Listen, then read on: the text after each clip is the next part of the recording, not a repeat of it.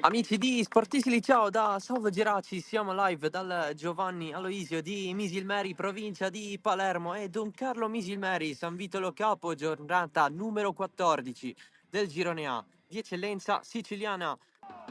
Bulades contro la pressione di Muzzo, è un po' fortunato, allora scarica proprio per cicale il cross in mezzo, il colpo di testa provato da Forconi.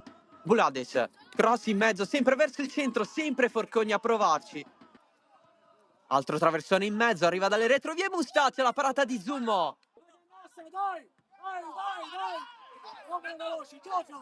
Il tiro da fuori di Ivan Lavardera. Alla fine la battuta è corta. Ritorna Cicale in quella zona di campo, allontana Zummo. Pallone controllato da Bulades, finta, il piazzato col destro, si distende Zummo.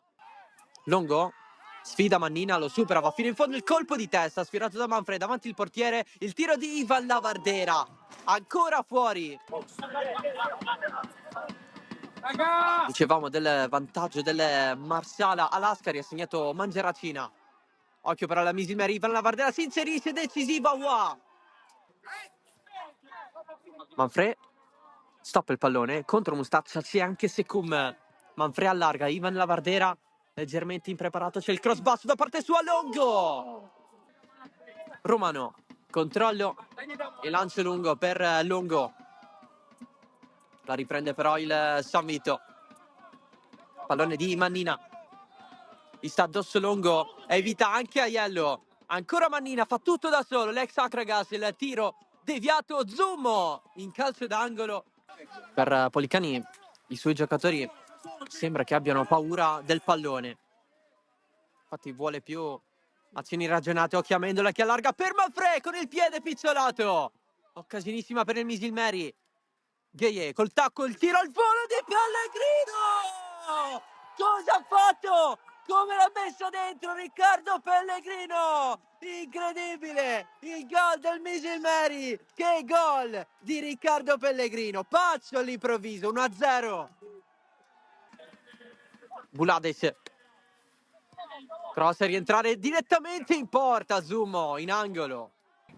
C'è anche il coccodrillo, parte Gheie sulla ribattuta, ci pensa Mendola a tirare palo, pizzolato non la vede più, Manfred, alto ma in fuorigioco.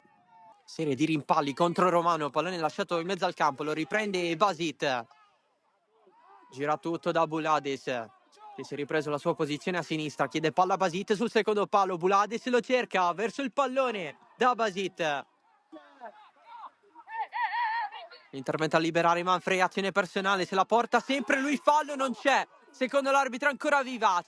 Mendola, che poi va in porta, il gol del Misilmeri, che chiude la partita, 2-0, con il centro dell'area, lasciato vuoto, la rete segnata da Mendola.